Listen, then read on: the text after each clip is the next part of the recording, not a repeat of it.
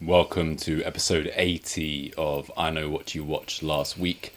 That's episode 80, so by my maths, that's 8, 16, 24, 240 movies, give or take a few, because we've done some episodes with 1 or 2 movies and others with 5. Think about Final Destination.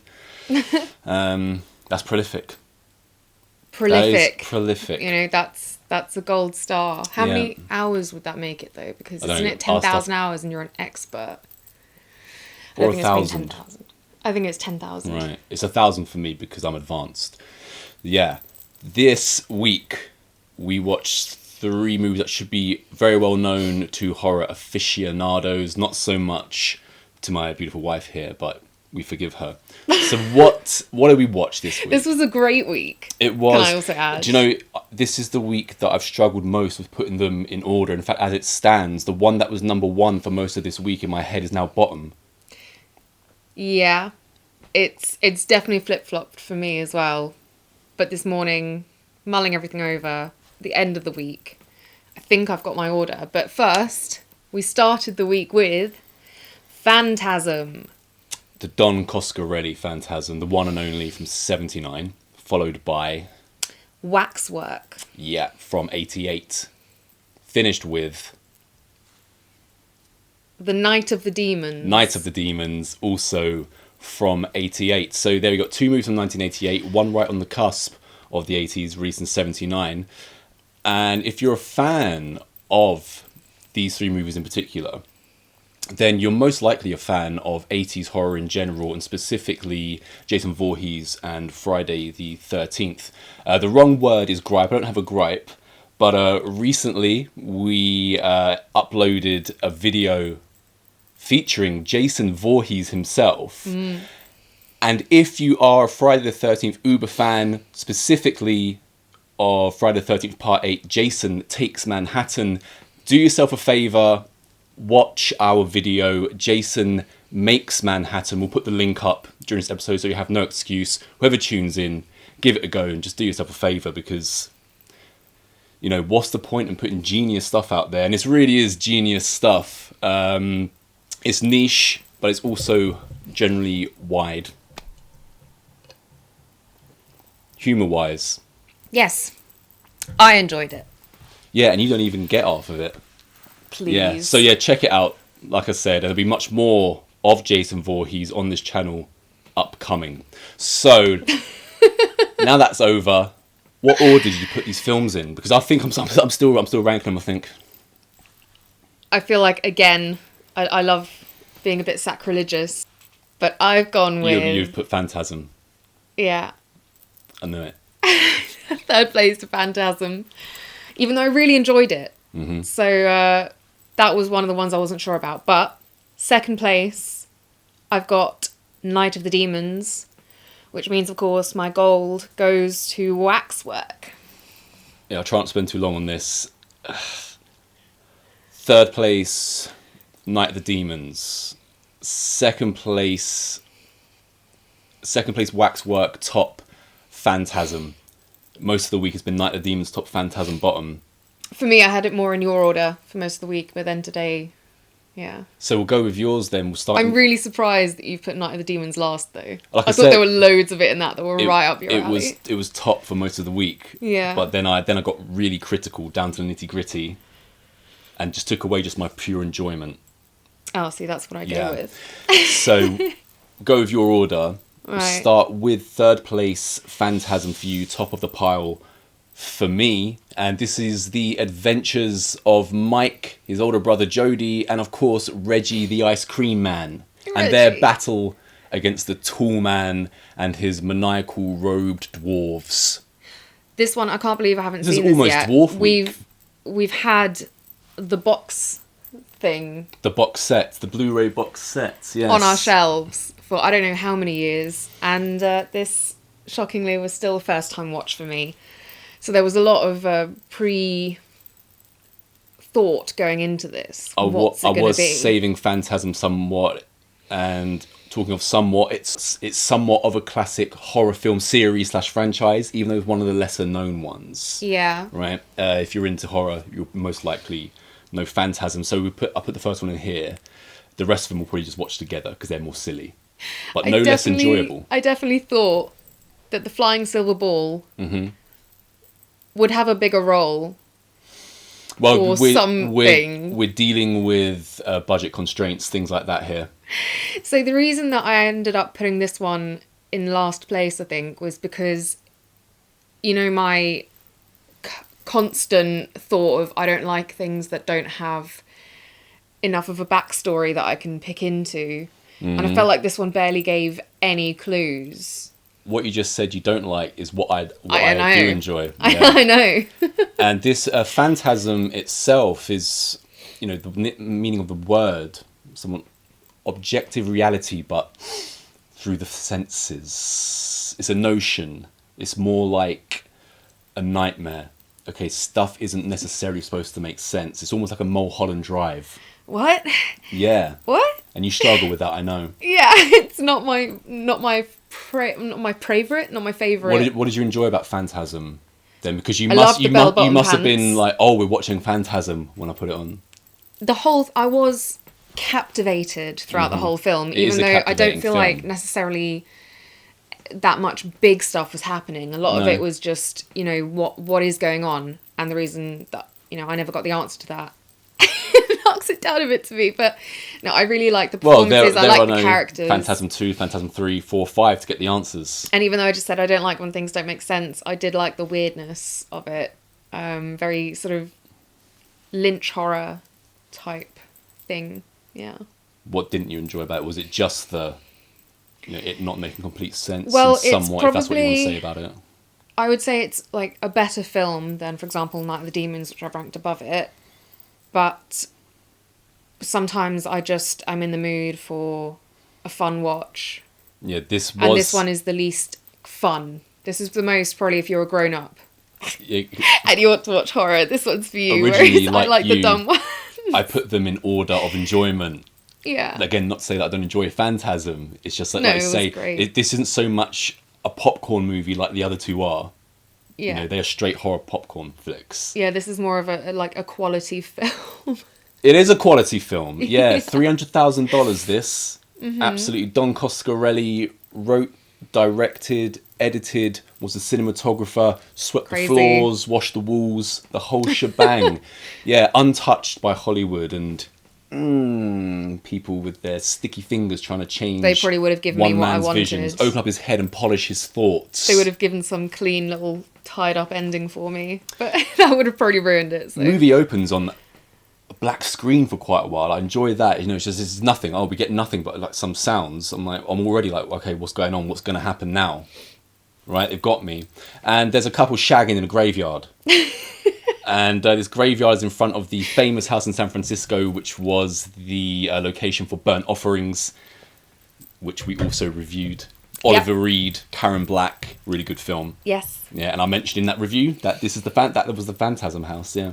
Look at that, harking back. So it's Tommy having sex in the graveyard with the lady in lavender. She's riding. There's a gratuitous tit shot. Then she pulls out a knife, puts them more like a letter opener, and stabs poor Tommy to death. Yeah, when we zoom in on them making love in the graveyard, and you have a strategically placed gravestone, so it's just their legs you see. And I was just wondering how on earth they've managed to physically be making love in that position, because her feet are pretty much in line with his feet. Well, I've got here's my theory. The Lady in Lavender. Phantasm is a movie that you have to watch more than once, right? So the Lady in Lavender is an incarnation of the tall man. Yes. So I agree. Because she's so tall, she fits the her frame, legs are just that much the longer height than his. of Tommy. Yeah, because he's really making love with the tall man, and that's probably the most disturbing aspect of this film, is that the Lady in Lavender, who also has it off with one other, actually she doesn't have it off, she almost has it off with Jodie. Yeah. And once you start thinking about that, it's incredibly disturbing. Well, also, when we get to the second time she tries to get it off with Jodie, that's what was in my head the whole time, funnily enough. Okay. So yeah, 100% got that. How can you not get that? Because after she stabs him, like you just said, we go to the face and it changes into tall man face. So I think that's, the one and only Angus Scrim. horror Ooh, legend. what a name. Yeah, stage name, but Angus great Scurum. stage name. So after this happens, we now introduce to Reggie and Jodie, who are talking about Tommy at Tommy's funeral, taking place in same graveyard. And Jodie goes to have a wander about the somewhat labyrinthine hallways of the crematorium. Is that what it is? Crematorium. It's a crematorium, yeah, with the marble walls and the Yeah, statues. no, I recall what it looks like. Yeah. That's a weird I'm more crematorium. saying it for the viewers, but Oh, screw that. yeah.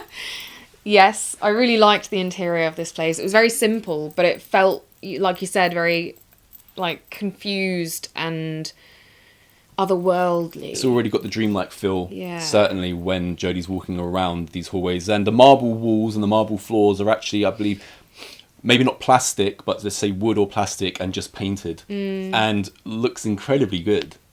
Yeah. Especially for a movie in 79 with this budget as well. I mean, a lot has gone into that. So very enjoyable. And also, I do love a labyrinthine walk around. You think about Hellbound, Hellraiser 2, there's a lot of that going on once they go into hell. In Heathen, we got our one and only Josh walking around labyrinthine hallways, somewhat in hell. Is it hell? Who knows? Is it another dimension? Is it interplanetary? We'll have to wait and see when the movie comes out. Yeah, so I do love all that stuff. While he's in there, he kneels down at one of the square kind of cutouts in the wall, and it has a plaque with a name on it. And it says his name, Jodie, at the top. I believe his name is Jodie Pearson. We know later on that Jodie and Mike's parents have passed away. Yeah. So I was actually thinking, is that Jodie Senior he's looking at there, or because it's a dreamlike movie and you know what transpires later on when we come back to this and think about it, is it Jodie who is supposedly dead by the time this film wraps up? Is it him looking at his own place in this crematorium? Okay. Because the dad's name isn't mentioned, but it's specifically Jodie. I didn't notice yet that was his name. I guess I hadn't, cottoned on yet that Jodie was the character. I noticed it more later on in the film when he's actually in danger and I see Jodie, and then it kind of occurred to me like that was supposed to be his spot that had been created by this otherworldly entity. But now that you say that, I think that probably is Jodie Senior, because do you recall they end up having to exhume that, and they mention that it's their dad, don't they? So but is he? I mean, he's not even in the casket, is he? But either way, it's clearly a double nod, because why would you call the character the same and not mention the dad's name without wanting people to think about this? Absolutely. So. Once he's noticed that it runs around a bit more, and we first get our first glimpse of the tall man, apart from the flashing, he puts his hand on his shoulder, he's like, "The funeral's about to begin." Yeah. This is such a classic horror character, can I just mention? You get this tall man-looking guy. No, but I mean that I've seen him in so many iterations in other films. Like whether he's driving a hearse or, Poltergeist style or whatever it might be. There's like tall man stuff everywhere. Poltergeist 2. Once that happens, they're back outside and see that Jodie's brother Mike is in the bushes spying on the funeral taking place. And he starts to notice things while he's watching this. Yeah, well, when everyone's left, I think, and his bike breaks down for some reason in the graveyard, and he's got his binoculars out, and he sees... I don't think it's the tall man, I think it's like... Cloaked dwarves. A helper? No, one person. Oh, who lifts the coffin up by himself. It's the tall man that lifts the coffin and puts it in by himself. Oh, it is the tall man, and puts it into the hearse. Yeah. Super strength. So after he's seen all this, Mike with his binoculars, he goes to a character called Sally's, who has like a antique store, it seems, junk store, and there's a psychic Ozzy Osbourne there. Oh yeah, the old lady wearing those sunnies. She definitely looks like she's trying to go as cosplay Ozzy Osbourne. And she doesn't talk, does she? It's her, like her daughter, I assume, Sally. Or something. And Mike is there talking about that he's worried that Jodie's going to leave, all this kind of stuff. They reassure him that, even if Jodie does go, he's never going to be alone somewhere, or if he does... He'll take you with him. He'll take you with him, That's what they say, yeah. And then she starts maniacally laughing when he's left. In her way, doesn't she? I think it's more because they kind of scared him when they tell him to put his hand into that box and they tell him, "No fear, don't fear it," and he starts to freak out a little bit. But, so are they supposed to be doing good or bad? Because it seemed like the old Ozzy Osbourne lady was kind of bad. And then the younger one didn't like that they were being evil. Mike also mentions to them what he's seen at the cemetery with the tall man.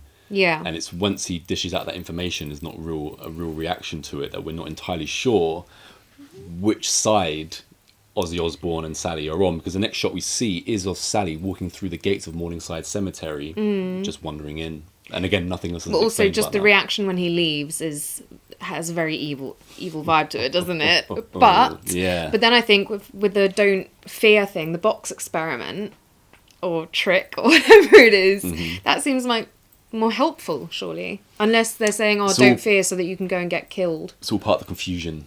The confusion that is this nightmare, this dream. Up next is probably my favourite scene of the entire movie, right? We've got Jodie sitting on the porch. Oh, God, of course you love this. He's jamming away on his electric guitar, plugged in. I believe he's sitting on the amp. And who pulls up in his ice cream truck? Reggie. Reggie gets out, and of course, he's bought his acoustic. It's time for a double jam session, and then both like, yeah, nice. Yeah. That was great. That was a composition of their own making. Well, What do you think of that? you know, Jodie is a touring musician, Absolutely. so Bravo. Should be bringing Reggie as either axeman or support act after that. yeah. And Part-time ice cream man. The reason this is my favourite scene, you know, it took me a lot of viewings Does to it need any get to the explanation? point for this to be my favourite scene, considering what else is in here. But it just goes to show the untouched nature from evil executives on this piece of work. You know, because they're never going to put that in, are they? So I don't know. Everyone likes to sing song, don't they? Session. Next thing we see, we've got Jodie at the bar, and he's being picked up by the lady in lavender, and of course she takes him to the cemetery. And what do? They start getting it on, but that little perv Mike's there in the bushes again. Yeah, Probably with his Jodie's binoculars. complained already that Mike keeps following him everywhere. Wherever he is, yeah. And we've seen that. He's literally just peeped through the walls of the bar. Now he's followed them into the graveyard and started watching his brother getting it on. Yeah, and talking about Bit weird. Mike always being in some sort of pursuit of Jodie no matter where he is. There's a nice shot where I think Jodie is either driving a car or a motorbike, and we've just got kind of like Mike running behind him in the distance, and this is just after Jodie's had a conversation with a friend in town, because Jodie's only just got back to town recently, and he's telling him about his little brother and stuff like that, and he always thinks that he's with him, and then it cuts to that, and it's another very dreamlike scene that they've got there. Beautiful. Well, a lot of shots are nice, but I do know the one you're talking about. Kind of heartbreaking. Back to the Mike's a cemetery. bit odd. Back to the cemetery though, and after the lady in lavender reveals her breasts, you got Jodie like, wow, and there's Mike in the bushes. Wow. Boys will be boys. Mm-hmm. This is when Mike notices the little cloak thingies, because he starts hearing stuff. And then he sees something, but I don't think we see it yet. But he sees something, and he just legs it right past Screaming. where his brother is trying to get it on with this very loose lady. And, you know, at least he's being a good big brother, and he's like, oh, sorry, lady. I've got to go check what's wrong with my little bro. You're missing out the most important part of this. Am I? Yeah, Jodie has a lady in lavender's knickers hanging out of his mouth. He's like, "Arr, arr." He's definitely taking them off with his teeth, and he doesn't just let. He I'm doesn't. so sorry, I forgot that detail. He guys. doesn't even let go when Mike runs past him. Instead, he just gets up. He says, "Oh, I'll be back in a minute." To Lady Lavender, and just starts running after Mike, still with the panties in his mouth. Nice touch. Yeah, That's there's another just thing. a pair of Untouched panties by executives. lying somewhere in that graveyard, because by the time he catches up to his brother, he hasn't got them in his mouth anymore. Would be a hot scene, but when you start thinking that could be the tall man's knickers. Ugh. It's very sexist of you, Johnny. So, yeah, he finally catches up to his little brother, and he obviously doesn't believe, so Mike is kind of trying to explain, there's something there, it's going to get us, it's scary. Yeah. And, I mean, it's not that hard to disbelieve this, is it? Yeah, so obviously Jodie, like I said, disbelieves, and he walks back out into the graveyard, and unfortunately for him, the lady in lavender is nowhere to be found, so no more action for him. That's probably saved his life, though. Well, also, didn't he give his younger brother, who's 13, we find out at some point in the film, the car keys and be like, hey, you're going home. I'm going back to try and get laid again. Mike is more advanced than his years. Yeah, well, Mike's He's riding Mike's a a motorbike. mechanic, isn't he? He is a mechanic. He's always yeah. under the car. We see that later on that Mike is a mechanic. He also carries around a knife. Big blade. Maybe this is what you get at the end of the 70s. He's pretty handy with shotguns and guns in general. Yeah. Yeah. He drinks beer. This is a 1979 13-year-old lad, Our next got Mike just out and about in town, and across the street from him he sees the tall man walking up the street, and he eyes him. The tall man's letting him know, boy, I've got my eye on you. And it's now when we see little 13-year-old Mike, working as a mechanic. Yeah. He's working as a mechanic. Fixing Bro's Sweet car. ride in this movie, by the way. Yeah. And Jodie's there again, and once again Mike's trying to explain to him what's going on. Still doesn't believe him. So Mike decides that he's going to go to the cemetery, and he breaks in to the funeral home and he hides in a coffin. He hides... Oh, right, because he hears someone coming, right? Yeah, I completely forgot about that. Mm-hmm. Yeah, hides in a coffin, and there's this kind of assistant type guy. Yes. Who's assistant to the tall man, who's kind of coming towards the coffin. Because it's the only coffin with the lid closed. Yeah, and you think, he can kind of sense that Mike is in here. But just before he can get to Mike, the tall man opens the door and kind of like summons his little assistant out the room. And Mike gets to survive. And Mike then goes out into the marble corridors, snooping around a bit. And this is when we first get introduced to the flying spheres. Yeah, well, I think How there's unique like is this? Yeah, it is unique, but where the hell is it from? What is it? Why is it there? What's it doing? Do you really need to know? Yes, I do. When something is that cool, you don't need to know where it's come from, why it's doing it. There's like two guys that work with the tall man, I think, and whilst he's snooping, Mike gets got by one of them, and they're kind of like wrestling or whatever, and the silver ball comes flying around with its spikes, and manages to get the guy who works there rather than Mike. So that's Mike's lucky day. Yeah, I'm just gonna assume that was the assistant that almost got Mike in the coffin. Yeah, and like I say, he's got hold of Mike. Yeah. And the sphere is flying and around there's the like a corridors. hole in the sphere, so the blood just gushes out. I thought that was quite cool. When that blood does gush out, and it's a lot of blood. Yeah, I was just thinking, I don't know if that much blood come out that quickly from the top of your body. Well, but we it looks good. We can actually test that, because wouldn't you know it, I actually have one of those. Yeah, sphere. This is currently unused, but I do plan on using it in the future. And if you want to get hold of one of these, just call your local tool man or cloaked dwarf. Okay. Once all the blood starts spurting out of that guy's face and he's brown bread, we see then Mike, he's crushed to the floor. And it's now when he gets his blade out, and I'm thinking, oh, Mike must be a bit handy. Must be a bit handy right, with, yeah, he's with strapped. the tools. Right, okay, yeah, he's I'm with you. strapped. Yeah, but he did take it specifically because he knew he was about to break into somewhere where there was nefarious goings on. Nefarious being the tool man. He appears, starts giving chase to Mike. Mike manages to get away. He shuts the door behind him. And as he looks up, the tall man's fingers are caught in the door. So Mike, with his blade, whacks them off, and a bunch of yellow blood comes spurting out of the tall man. I really enjoyed when they first face off, and they're opposite ends of a T corridor, and he needs to get down the long bit. And it is, again, very dreamlike, because for every step, they're completely mirrored. So it's not like the tall man, he's not putting that much effort in, really, is he? He could have just gone for him, but he's like, I'm just going to mirror you and let you get away. Just mirroring in Heathen as well. Small bit of mirroring. Yeah, like I say, because, as we mentioned, Heathen is an ode to horror, so it has bits from here, there, and literally everywhere. Yeah. Yeah, and then...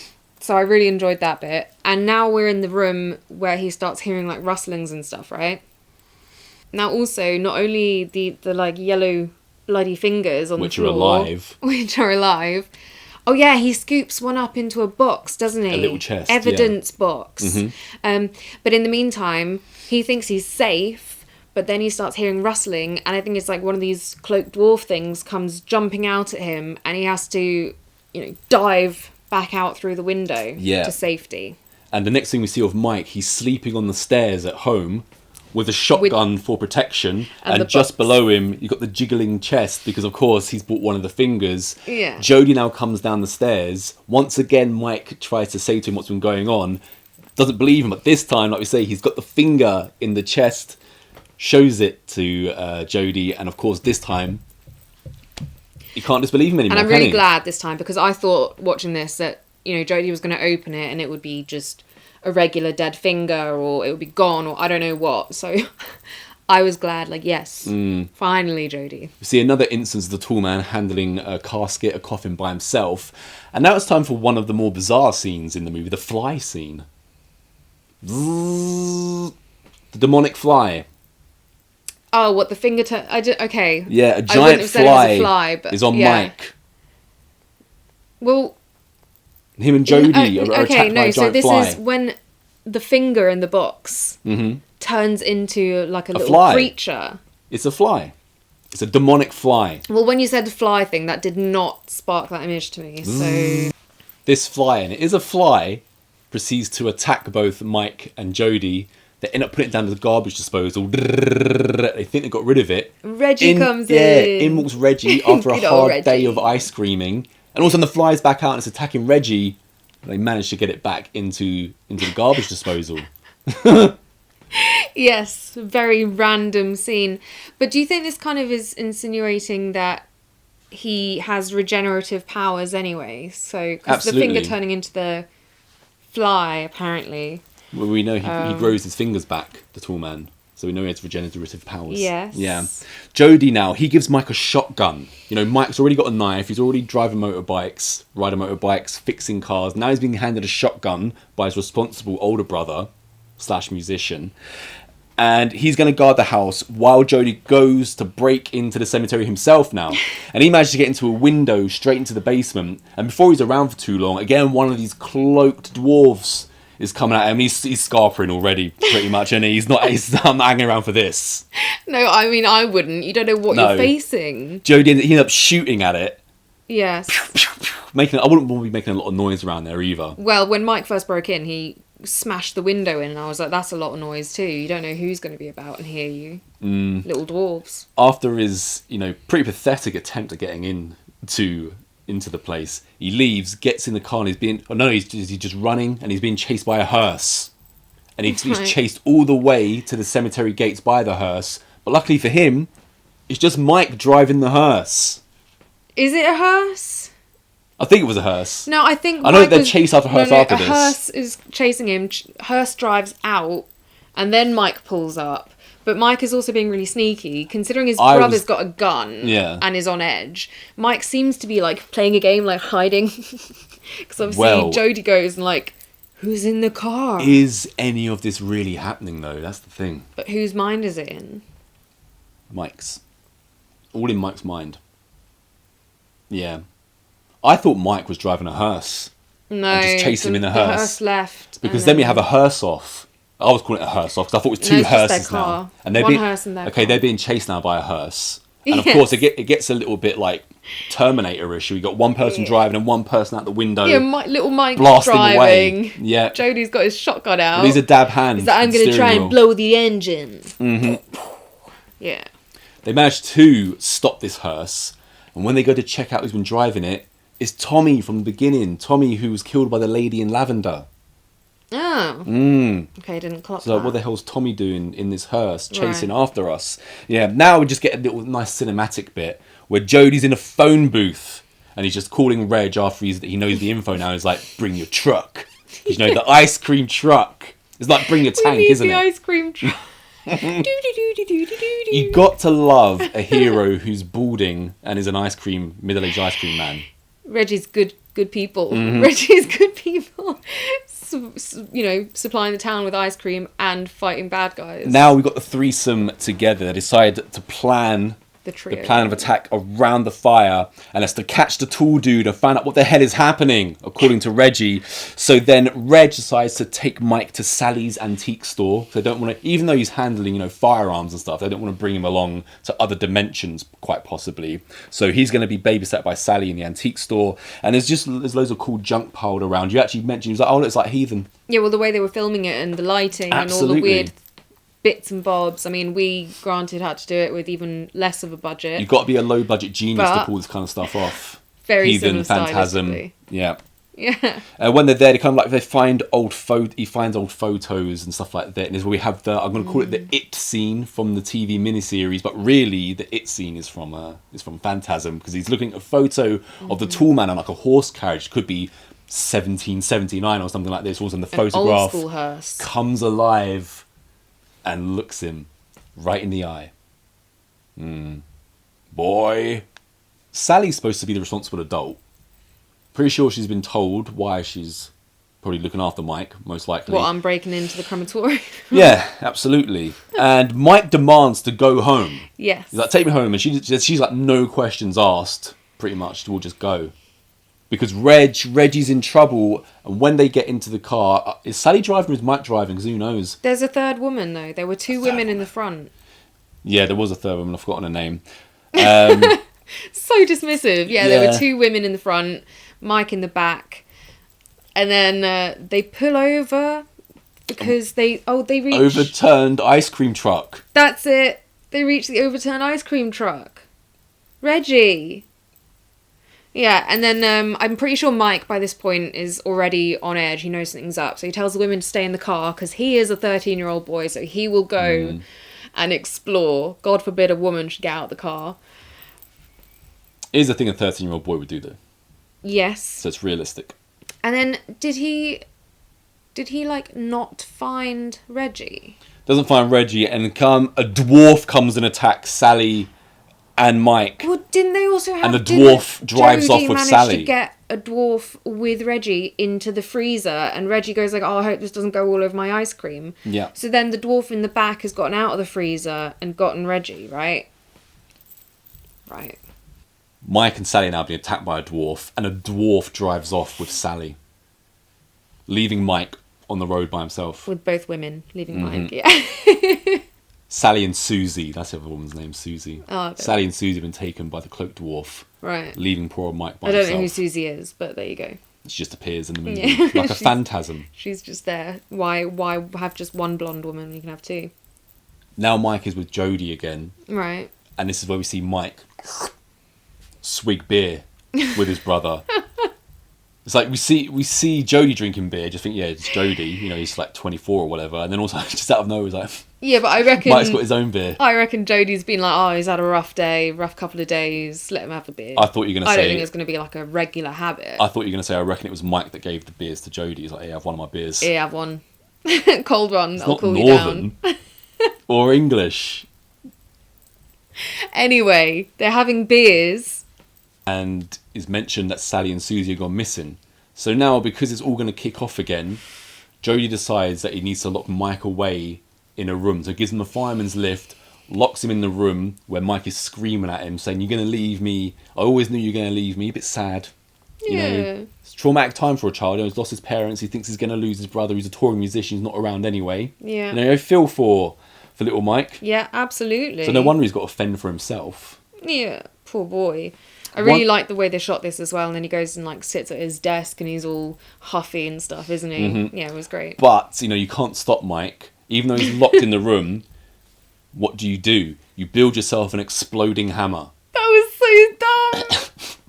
I still don't understand what that was. It's an exploding hammer. I mean, to knock away at the knock. Could that possibly work? Yeah, he has some like a hammer and some devices that you can tape together, and then when you smash it onto the door, it explodes.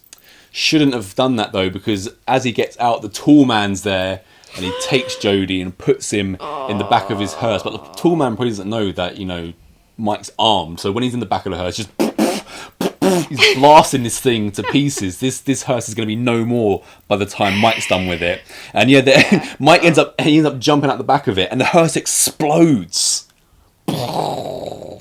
This is action. Love a good explosion. Yeah. Next we see Jodie in the marbled hallways now, and he comes towards the coffin. Oh, is this when he's trying to check out his dad's? Yeah, Jodie's in the Coffin. funeral home, and he doesn't look, does he? Because- Freaks out. So I think they figured out when Jerry and Jodie were putting the dwarf corpse, which then came alive, into the back of the van. They were also complaining about how unusually heavy it was. And then I swear they looked at it and it looked like someone they knew. Who's Jerry and Jodie? Jerry the ice cream man and Jodie the Do you mean older Reggie brother. the ice cream man? Oh, Reggie. Reggie and Jodie, sorry. Yeah, I was sitting there. I was like, in my head, I was like, Jerry? Who's Jerry? Who's Jerry when he's at home? Yeah. Reggie and Jodie, and the dwarf is someone that they recognise. So they're like wondering if the tall man is somehow influencing corpses to shrink into his minions. That's what I was getting.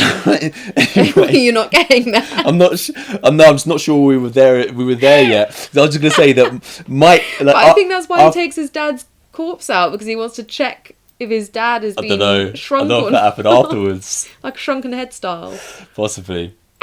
All I've got He can't look. is Jodie can't look, but then Yeah. Mike does, and when Mike Yes. does look, the casket is empty. Right. Yeah, and now here comes the sphere. Again.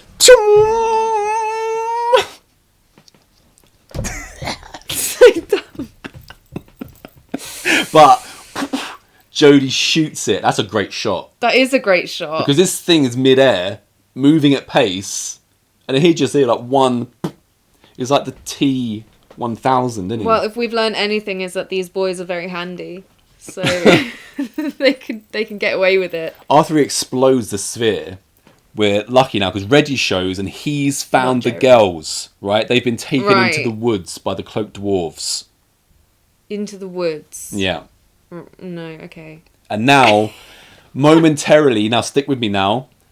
Reggie, like I just said, right, let's reiterate this for you. Reggie just said the girls are fine, but not really because they've been taken into the woods. Okay. Right. Now, But they're all still in the now crematorium. Mike is sucked momentarily into a red desert, right? Right, the prong thing. And he sees... No, not yet. I'll tell you when we're there. Once again, Mike has been sucked momentarily into a red desert. He sees the dwarf slaves there. Right? Minions. He's pulled through the door of their planet, which resides in the funeral home. And when he's in there, he's Well, like, it's another dimension, isn't it? These little dwarves are the slaves of the tall man. And he's been Yeah. taking the corpses to shrink him down. To make him, Yes. for some reason... I guess that the tall man had a lot of like miniature robes lying around. So he's like, right, if I'm going to have slaves, I better shrink them so they fit into these robes. Or So I can the actually use them. first couple he did were naked, and then he got them, some sewing lessons, and then they started No. sewing the robes. No. He just had them He already. had them already. Okay. I just said... Baby gap. No, not Baby Gap either. It's the tall man's own design. When Mike comes out of the red desert, Yeah. it's somewhat back in the funeral home, but it's all dark. He can't see anything. But luckily, he's more adult than the other two, so he carries around a lighter all the time. It's like a Zippo light, a proper lighter as well. Turns that on, and he kind of disappears. The lights come back on, and it's just Reggie there. And now he's standing with these two bollards, which he puts his hands on. They're two prong things. Bollards. Silver prongs in this white room. Have they already come across the tub room with all the black tubs? Oh yeah, this is the room. That is the room. I was Yeah. gonna say, I and thought the, it was. the tubs, the canisters hold the dwarves. Hold the dwarves. Yeah. Yeah. Dwarf And canisters. I thought it was this prong thing that Bollards. has the when you go through the bollards. That's where the other dimension portal was. Well, he just puts his hands on them and it Yeah, opens but- the world. It opens the world. We see him just standing there and then the wall opens. It's trying to suck him in, isn't it? Absolutely trying to suck him in because everything's going windy now. And he's on Yeah. the floor, He manages crawling to pull along, himself managing to out. stay, yeah. Well, you seem really lost in this movie. No, you're confusing me. I thought I knew this movie from one watch, and then you keep saying stuff. I'm like, wait, what? If you're confused, you should listen to the linear style that I had. Yeah. Mm. So after Reggie's put his hands on these, what do you want to call them? Prongs. Prongs. Yeah. The lady in lavender is now in the woods with Jodie and a knife. Right. Yeah. And Mike is out there too. And the wind, which is also inside because the world is opening, is now Yes. also affecting the outside world. You know, Right. hair's going everywhere.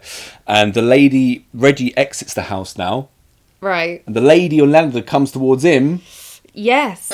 stabs him. And the house vaporizes. Yeah, because whatever he's done has just destroyed everything. This is all hasn't making it? sense. Well, I thought it was.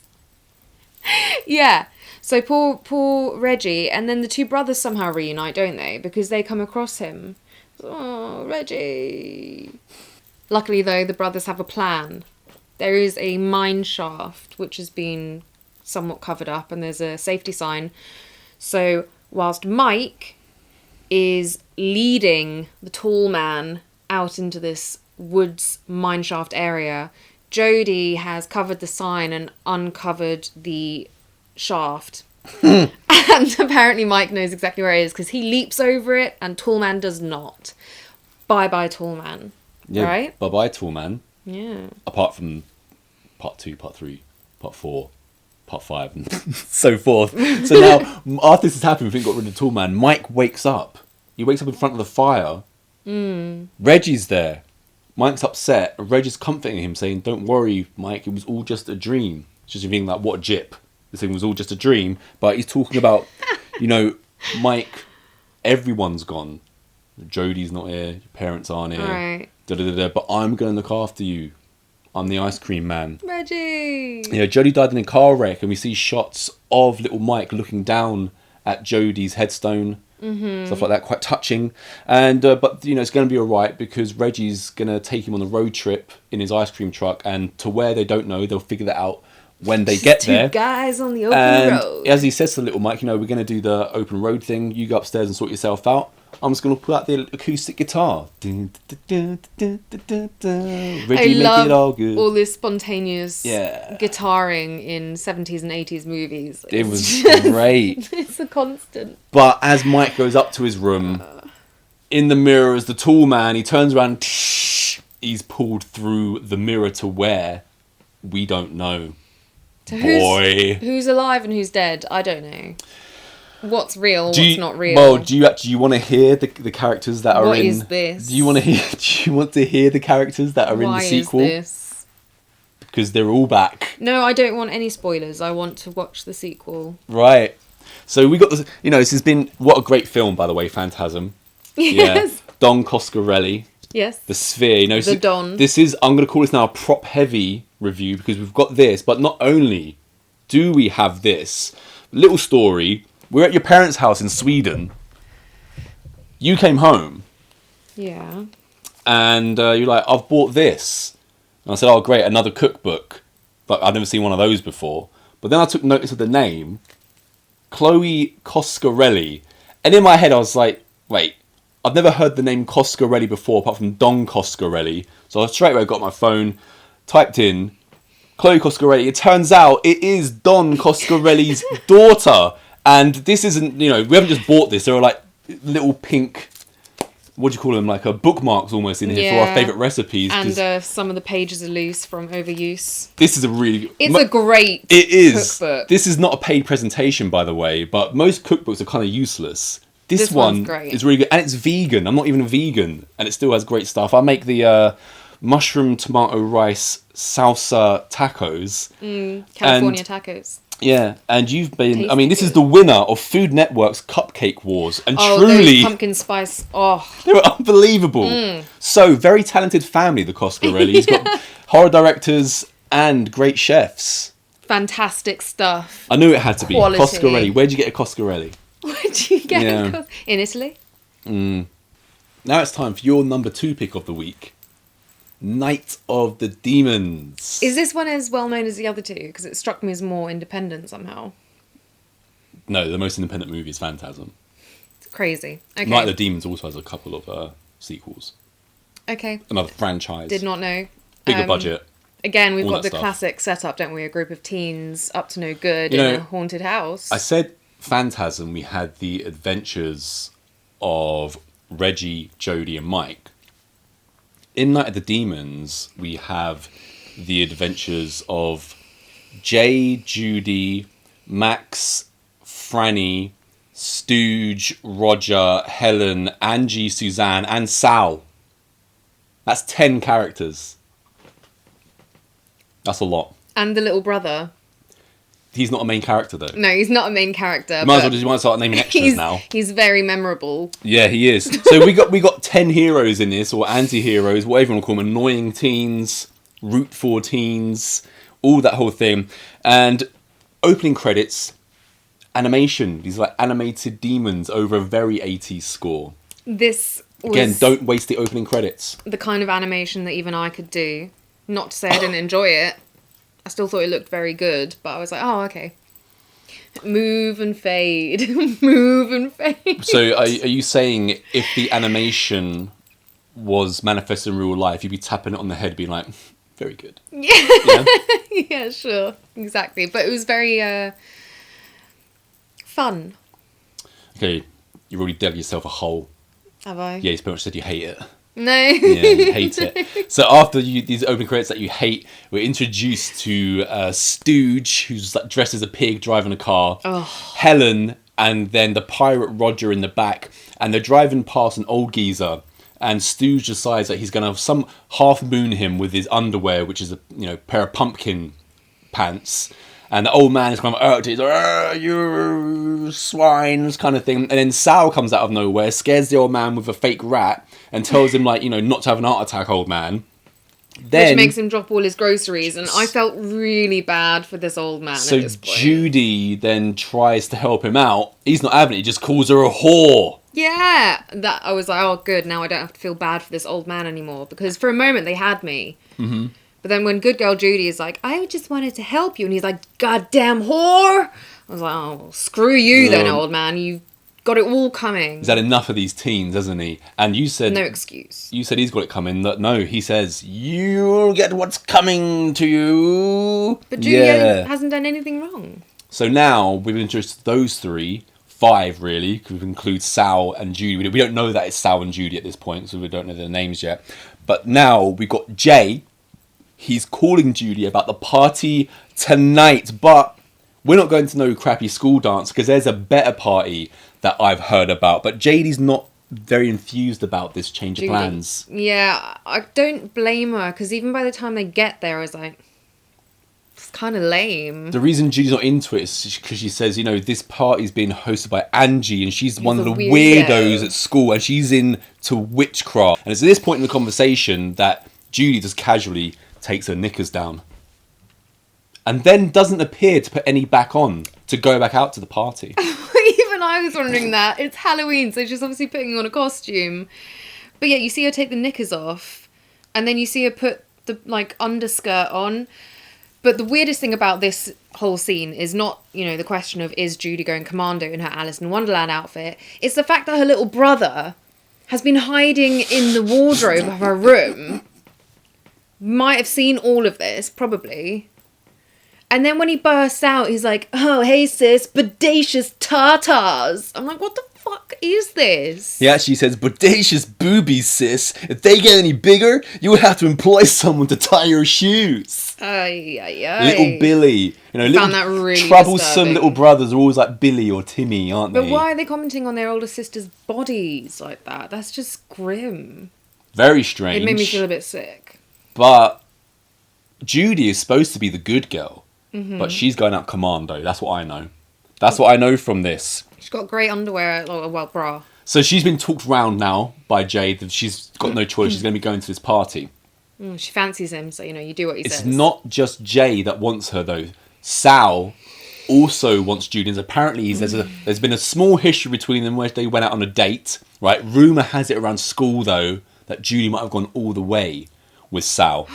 But when we're introduced to Sal, right, he obviously knocks on the door. Mm-hmm. Little brother Billy answers, doesn't he? Yeah, and Sal's a bit of a greaser, isn't he? Yeah, there's a little back and forth between Sal and the brother. But when he introduces himself for the first time, because at this point in the movie we don't know that his name is Sal, he's like, hey, go get your sister, tell him it's Ed Smoked Salad. I was like, this guy's name is... I originally had it down, look, Ed Smoked Salad is here. That's my original note. It was only when I went back for the second time, I was like... He does say... Sal. No, he doesn't say Sal. He says something like Ed Smoked Salad. So from here on forth, he shall be named Ed Smoked Salad. Or maybe not, because I've kind of stolen that name now for one of my own characters in the comedy. Right, so Ed Smoked Salad is here, and he's the little brother's not telling him where this party is. Yeah, well, his little brother's also like, oh, my sister's not going out with you, she's going out with someone else. Yeah, so rubbing it in. Yeah. Rubbing it in. So Sal decides to bribe Billy to let him know where the party's at. And it turns out it's at this place called Hull House, which is has a sketchy history to it. Another reason Judy doesn't want to go. Yeah. It's a whole house. So we've already had the removing of knickers and then not putting any back on. Now we're in a convenience store and we've got Suzanne bending over in front of the shelves to distract the two clerks, while Angie, dressed as like an evil bride, is walking around with a sack stealing goods for the party. Great plan. Yes, but I don't approve. You don't approve of this plan? I don't approve of shoplifting. Right, okay. Do you approve of ladies flashing men to distract them? Yes. I second that. But I think they should have put some money down behind the till. Well, I just think that's just bad manners. Was a good plan. Angie manages to get out the store unseen. But before, Suzanne can't leave without teasing the boy. She's like, do you guys have sour balls? And they're like, yeah, sure we do. So, hey, mate, that's why you don't get any BJs. What a burn. What a burn that is. Suzanne. What a potty mouth. What do you expect? She's been bent over for the last 20 minutes. When she joins Angie outside, she's like, I hope some cute boys are coming to the party. This is that type of 80s party. I don't see Suzanne and what's the other one called? Did you Angie. say? Angie. Suzanne and Angie don't seem like friends to me. They seem like the two kind of girls at school that would hate each other. Because Suzanne to me seems like, the popular floozy. And Angie's the alternative goth. But apparently they're just friends. But maybe that's just her Halloween costume. Maybe she's lesser of a goth in real life. But then why was Judy saying that she's such a weirdo? I meant real life gothage. This is her amped up as a goth. It's Well, Halloween yeah, night. I wasn't saying that I think she wears that to school every day, but... Right. Anyway, now, Jay comes to pick up Judy. Judy's not ready yet. So Jay has a little conversation with Judy's mum, and she offers him some food. That looks like turds on a plate. Billy says as much. Pretty much. I'm wetting my weight. Yeah, we've already had little Billy commenting on his sister's bodacious boobies. Now, when Jay comes in, Jay, as a gentleman, tries to introduce himself to little Billy, but Billy just calls him out. He's like, I know you're only dating my sister because of her big cha-chas. Big cha-chas.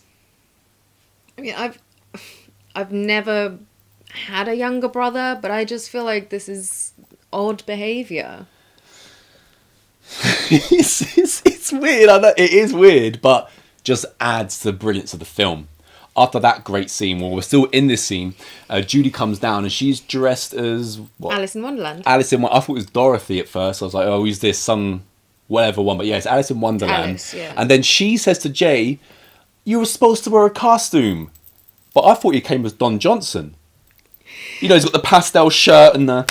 Yeah, when she said that, I was thinking, well, he's Miami Vice. And then I was thinking, but this was the 80s, so then it wasn't a costume.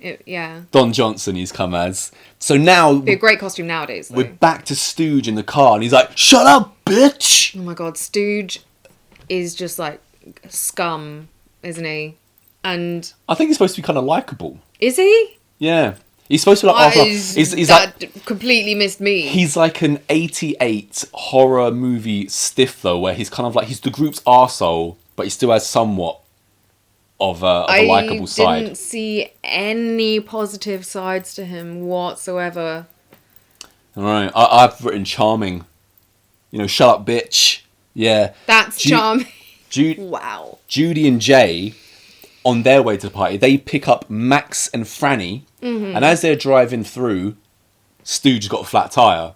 So Stooge and his crew, Roger the Pirate and Helen, are at the side of the road. Jay and his crew pull up the side, and they give him a sick burn. Need a hand?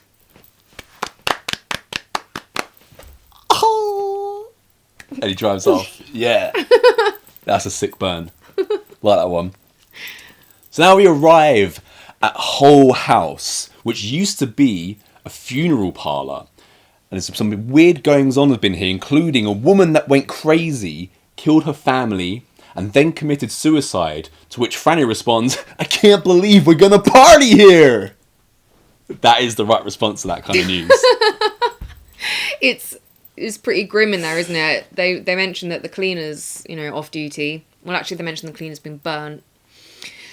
But yeah, this party, the reason I was like, why would you want to go here? Is because I know you said it's a lot of main characters. 10. But a party with 10 people who aren't even all your friends, that's just... At an abandoned property, though. It's a bit lame. Before they get into the house, though, outside there's a wall.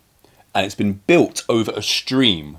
And the reason the wall is there is to show where the stream is, where it begins. And we're also told by Max that evil spirits can't cross this part of the stream.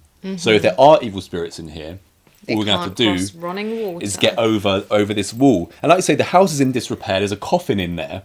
And they walk in, and who's in the coffin is Ed Smoked Salad. So the bribe is paid off because he pops out. He makes, He's invited himself. Makes Max spill his beer. He's already annoying people. No, I swear it's Jay. And then Jay gets all pissed off that Sal scared him. And then Judy says the very apt point that he was about to do the same to other people, so why start getting mad? And this is the first sign we get that maybe Jay isn't as good a guy as he seems. Even though Ed Smoked Salad has crashed the party, and we've got Judy and Jay there, now everyone arrives, and it's time to 80s teen party. And if you're Jay, that goes like this. Just sounds a bit rubbish, to be honest. These people just don't, the freaks, the geeks, the in-betweens, the cool kids, they don't want to go to the school dance. All of them just want to come together. And there's 10 of them. Have this little thing. Yeah, while they're all getting down, Max is sitting by the fire. Suzanne, the girl who's bending over in the convenience store, she decides to go over to the fire and kind of like warm her butt in front of it and just wave her panties in Max's face. Well, she was getting the two guys away from the fire at first who could see the light shining through her very flimsy dress. So they're mesmerised. And then, yes, she warms her butt so that she can mesmerise the third guy. Max. But he has a girlfriend. Franny. She comes over and hands him a beer so that his attention... But literally all the guys are like... Yeah. Now we get more 80s dancing. Just great seeing the camera's just like going around everybody. Everyone's having a great time. But also the music craps out. So when the music craps out and you're at a freak party, what do you do? Time for party games. This party game is going to be a seance, but not just a regular seance. It's going to be a past life seance for which you need a mirror so that you can see your reflection while you do it. Yeah. I felt like this so of course they was find a mirror. little bit of a letdown. I found the mirror seance not as effective as like when they light all the candles and lay in a circle and stuff. I just think it's more cinematic. But anyway, they don't see anything. They're trying to separate themselves though, aren't they? I guess. A past life seance, yeah. They don't see anything and someone like breaks the mood just as it's starting to work.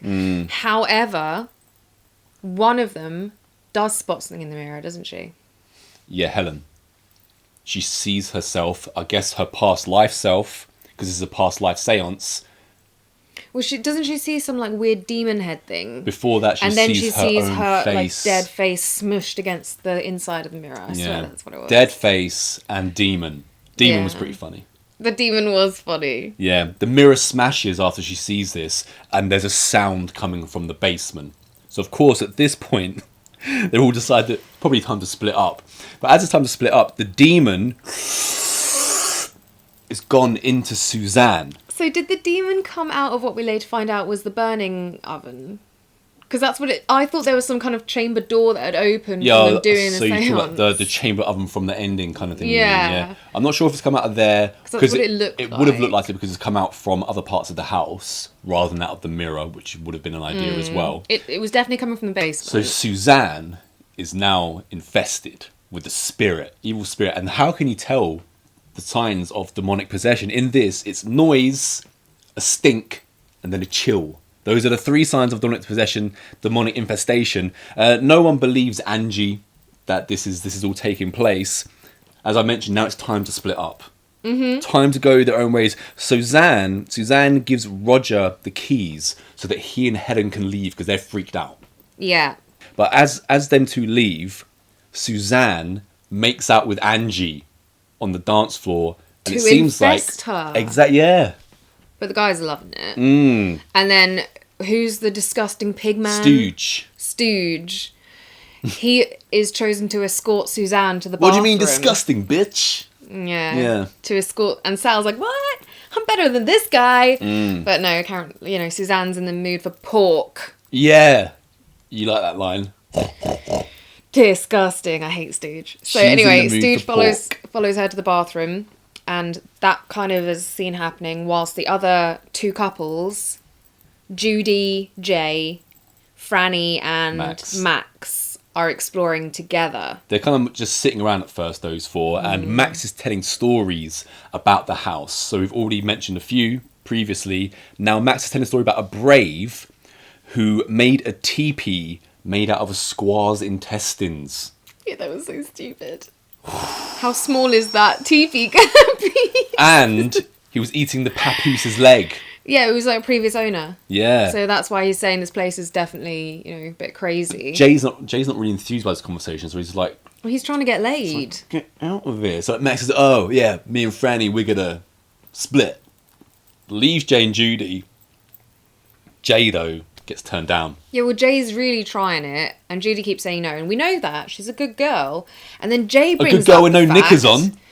That he's like, come on, I know you went out with Sal, and word around town has it you gave it up to him. And she's like, oh, it's none of your business. I don't think she did. I don't think she slept with Sal. I don't think she did either, but she has gone out commando. Like I said, what good girl goes out with no knickers on? It's a very long skirt and lots of layers. Even Suzanne's got knickers on. She might be has bending to. over in front of everybody, but at least they're there. With that length of skirt, you have to. I just think that That's all I'm saying. Judy's taken a bit of a high road for someone with no knickers. Yeah, but it's her right to say no. I'm not talking about that. I'm just talking about in general. Judy being the good girl. She's got no knickers on here. We don't know that. Oh, we know. We saw. We don't know. She might have put fresh ones on. Two people that probably have got underwear on are Helen and Roger, and while they're outside, they can't find the gate to get out. It's just this giant wall, and Helen quickly disappears. Roger then starts hearing his own name being whispered. He freaks out, so he runs to go and hide in the car. Now, you've already mentioned this, but you've mentioned that Jay has been, given the brush off by Judy. Yeah. But he's also extremely jealous of Sal. That's what's really riling him up. Is like, why would you give up to Sal and not me? That's constantly in his head. Then he breaks up with her. He's like, I've had enough of this, waiting for you, Judy. I'm leaving you. He kind of like just leaves her in the room. She's kind of locked in, isn't she? Yeah, I mean, I think the idea again is that the demon presence in the house has locked the door, but it seems like Jay's locked the door. And she is kind of banging and like, Jay, let me out. But I was like, I would be cursing this man out if I thought he'd literally locked me in there for like 20 minutes. So we got like, you bastard. We've got Judy leading on Jay. Now we're back and Suzanne is leading on Stooge because she's led him to a room, but then she just shuts the door behind her and leaves him out in the hallway. And he's like knocking on the door saying, come on, bitch. Don't leave me out here, bitch. Well, actually, I think he's a bit less of his usual beach self for a moment. He's like, but I thought we were going to go in together. Yeah, but then it's bitch. It's not very long then until he's like literally says, damn it, bitch, come on. Well, she's also been in there for ages by the looks of it. She has started to transform. I liked these transformations. They were good effects, weren't they? Mm-hmm. Yeah. Stooge manages to get through the door, but as he goes in there, all he sees is a smashed mirror. She's gone. And she's nowhere to be found, is she? Ange and Sal, they're still in the living room. Yes. Yeah. And Ange is starting to act very strange now. She's crawling across the floor. The music comes back on. And it's dance time.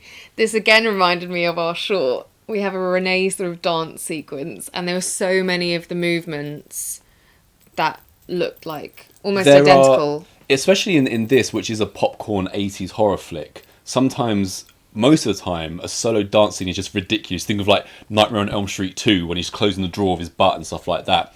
This wasn't... It was a completely different tone though, wasn't it? Funny. Yeah, but you can you can try and do this kind of thing as well and it just looks silly. It doesn't look silly in this. I was kind of like more mesmerised by it than anything. It really reminds me of Ferruza Balk's character in The Craft. She's the really evil witch. They from The Craft must have got inspiration from Angie in this. I have no idea if her name is pronounced Ferruza Balk, but that's the best I can do. Yeah. But even though she's like, flashing leg and garters and all of this, Sal is already just too freaked out. Definitely too freaked. Yeah. Stooge then comes in because he's had enough of looking for Susanna, and he ends up slow dancing with Anne. She's like, oh, I've always found you sexy, Stooge, and he can't believe his luck. They start kissing, but Yeah. she bites off his tongue. Yes. Very nice. That was really good. And then she grins and bares her teeth. Her which demon for the first teeth. team, yeah, really sharp things, like Jaws teeth. Sal, he's now seen this. He now comes across weird Suzanne in the room who can't seem to apply lipstick properly. So Suzanne's drawn a heart around her face. In lipstick, yeah. And then she's undone her bodice, gotten her breasts out. And looks really happy about it. And she's taking a lipstick and just drawing like a circle around her tit until she gets to the nipple, at which point she proceeds to insert the lipstick through her nipple, through her areola. And I've got to say, that was a seamless effect. That was perfection, that was. I mean, I enjoyed it because it's so weird. It was so good that it wasn't like, haha, tits. But why? I mean... Well, why not? Yeah, I know. But it's like the one... So they can ingest stuff into their bodies and she's just, I'll just have the lipstick. But the demons, if we've been told that they've never existed in human form. They're just... They just are what they are. They're just evil. They're just evil entities, beings who have never been human before. So once they've been given these things, they don't know what they're doing with the objects on this person. So I'll work it out later. I'll work out what this lipstick is, and I'll work out what this hole in my nipple is as well. I mean, that would be a great place to store things on a night out. That's all I'm going to say. I'll get that for you. Jay walks into the room because now he's left Judy. He looks like he's about to get blown because Suzanne comes straight to his crotch and is undoing his fly. And he's got nothing against the weird lipstick and stuff. He came to this party to get laid, and by God, he's going to do it. We had previously seen him on the dance floor become distracted by Suzanne as well, hadn't we? Yeah, exactly. He fell for the whole bending over at the fire thing. So Jay, who seemed like such a nice guy, a nice boy, he's not that great, really, is he? No. Roger's about to enter the house. Before he does, we see him outside in the car, which he's hiding in. And all of a sudden, Helen comes out of nowhere and falls onto the windshield. Yeah. Now, Suzanne's flashing her muff at Jay. Oh, yeah. Yeah. She gets on top of him, begins to ride him. He's loving it, but what's going to happen? She's going to change. Don't look at me. You don't look at me. And then she gouges his eyes out. I love a good eye gouge. And this was great when they had the squirting stuff come out. I was about to say, it's even better than a regular eye gouge because it had the bursting as well. So apart from like and this is not a joke, but that breast hiding the lipstick effect was impeccable. Yeah. I'd say the eyes gouging was probably the second best one. That's some great eye gouging. A thing of beauty. Certainly. And it goes to prove my point that you don't need to be strong to defend yourself. So now we've had, flash of the breasts, flash of the muff.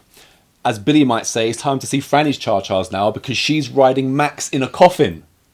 Yeah. And as she's riding Max in a coffin, Stooge walks in and he's also changed and he ends up snapping Franny's neck and then he crushes Max. It literally snaps his arm off, doesn't it? And he's now locked in a coffin with his dead still on him. Franny. Mrs. Yeah. That's pretty dark, isn't it? And I was thinking at this point already, Suzanne really got off light because she was just doing her lipstick when the demon just, inhaled into her mouth and then she was turned. She didn't have to go through all this horrible stuff. And Angie was alright too. She just got snogged. And then she was evil. The rest of them have to go through some really grim stuff before they turn. Yeah. I guess a demonic infestation doesn't discriminate. It just does what it can.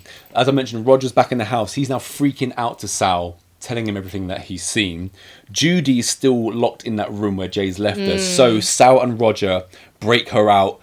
Ange is coming. Yeah, Ange looks great as a demon, doesn't she? Yeah, the way they filmed the lit her, all that stuff, the way they also, it seemed to me, I don't think any of these demons are supposed to be superior to any of the others, but Ange seemed like the Queen Bee demon, didn't she? Oh, certainly, yeah. Yeah. She's also on the front cover, so she's the Queen Bee demon. Yeah, she's the leader of the pack. She's the one that's mentioned on the phone call at the beginning. Angie's into the weird witchcraft stuff. She's going to be the one that manifests it best, certainly. But not even the first one who gets infested. No. Yeah. No. I guess because Suzanne is so naughty that she's got to get it first, hasn't she? What are you thinking about, especially, I guess, the Evil Dead references in here? I mean, so much of this is coming from Evil Dead, isn't it? Yes. Sound from the basement, the way that and it's called into being, and that thing as well. Absolutely. Yeah, no, I can definitely see it. All over the place, Evil Dead. Now that Angie's after them, they also come across Suzanne and a dead Jay. Yeah. Oh, yeah, but Jay, he's animated, isn't he? Because Not yet, he's not. Oh, right. Well, I'm thinking he's of just the on the bit floor with his eyes like that at this point. Yeah. If you don't know, then you don't know, do you? So he comes across Susan and dead Jay. Suzanne knocks Sal, aka Ed Smoked Salad, out of the window, and also Max's severed arm comes and attacks, and he pops out the coffin with Franny just as like a jump scare. Yeah, so it is that typical zombie type thing, isn't it? Once you get killed, you then come back as a demon. Yeah. Sal comes to outside. Judy's having a hard time inside. No, she's running around. She's bumping into Suzanne, bumping into Stooge. She finally gets herself outside, and she's onto a roof. Angie attacks her. Sal comes, and he is thrown off the roof. That's the end of Ed Smoked Salad. But let's give it to Sal, because he came across as a douchebag, the opposite of Jay, but he actually ended up putting in a lot of effort to try and help Judy. Yeah. So I thought he was going to survive, actually. I thought the two of them were going to go off into the sunset. When he's amongst his peers, he's like tolerable. But when he's like dealing with... I guess he had to deal with Billy, doesn't he? It's going to bring out his worst side. And it's only really him scaring an old man. That I'm like, idiot. Yeah. Well, he didn't survive. He gets chucked off.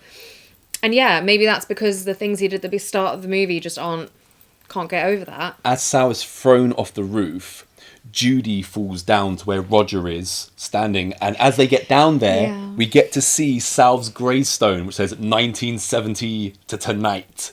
He's already been ingested into the house. Mm-hmm. Yeah, and the lore of it. Yes.